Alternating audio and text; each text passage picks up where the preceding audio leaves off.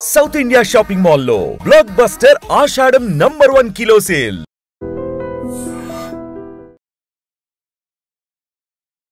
Welcome to ITM news. This is Pawan.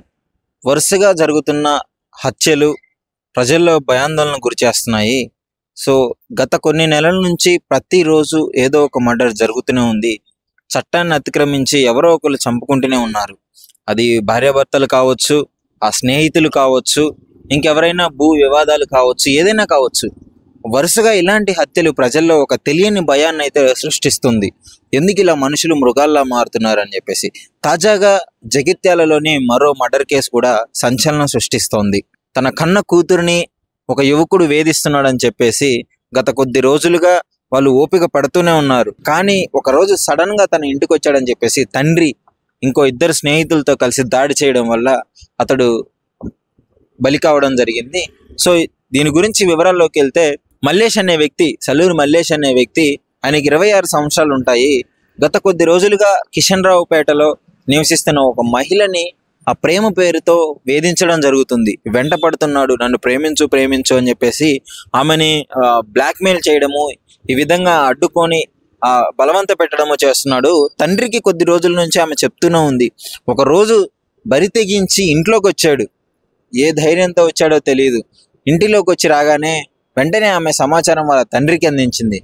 తండ్రి రాజిరెడ్డి అదేవిధంగా ఇంకో 2 వాళ్ళ స్నేహితులను తీసుకొని వచ్చి ఇంటికి వచ్చి అతడి మీద దాడి చేయడం జరిగింది. సో ఆ దాడిలో అనుకోకుండా ఆ మల్లేష్ అనే వ్యక్తి, 26 సంవత్సరాల వ్యక్తి చనిపోవడం జరిగింది. సో చనిపోయిన తర్వాత ఆ పోలీస్ వాళ్ళు ఇన్వెస్టిగేషన్ చేశారు.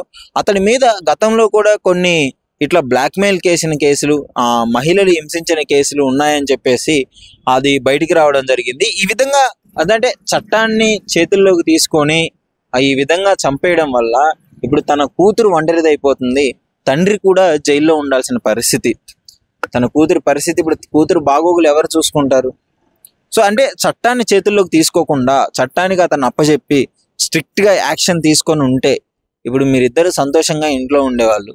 ఏదేమైనా సరే, అంటే ఎందుకు ఈ విధంగా చట్టాన్ని అతిక్రమిస్తున్నారు, ఎందుకని ప్రజల్లో ఇలాంటి భావన, చట్టంలో మరి చట్టం దగ్గరికి వెళ్తే, పోలీసుల దగ్గరికి వెళ్తే న్యాయం జరగదు అనే భావన, లేదంటే ఆ కోపంలో కూతుర్ని హింసిస్తున్నాడన్న కోపంలో చేసిన ఆ తప్పుడు పని తెలియదు. కానీ గత కొద్ది రోజుల నుంచి ఇలాంటి మర్డర్ కేసులు ఎప్పటి నుంచో మనం వింటూనే ఉన్నాము.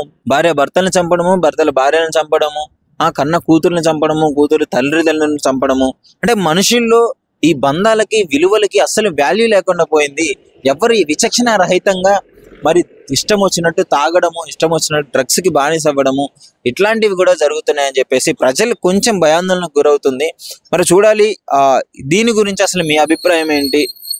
ముఖ్యంగా అసలు ఆ తండ్రి ఆ మల్లేష్ అనే వ్యక్తిని చంపడం కరెక్టేనా? అసలు మీరేమనుకుంటున్నారు? లేదు పోలీసులకు అప్పచెప్పి కఠిన శిక్షలు చట్టానుసారంగా జరిగి ఉంటే బాగుంటుంది అనుకుంటున్నారా? మీ అభిప్రాయాన్ని మా ఐడ్రీమ్తో షేర్ చేసుకోండి. నిజంగా ప్రస్తుతం ఉన్నటువంటి సమాజం దేనికి ప్రయారిటీ ఇస్తుంది? ఆర్థిక సంబంధాల చుట్టూ మాత్రమే తిరుగుతుంది. మళ్ళీ ఎన్నికలంగానే చాలా విరక్తి కలుగుతాం. మంచి అనిపిస్తుంది కదా, లేడీస్ కూడా ఛాలెంజింగ్ జాబ్స్ చేసినప్పుడు చాలా బాగుంటది. ట్రాఫిక్ అసిస్టెంట్స్ గా నియమించిన ట్రాన్స్జెండర్స్ అందరితో సాల్యూట్ చేయించుకుంటున్నారు. ఫుడ్ డెలివరీ ఇవ్వటానికి వెళ్ళినటువంటి డెలివరీ బాయ్ అనిల్ పై కళ్ళ ముందు పెళ్ళండి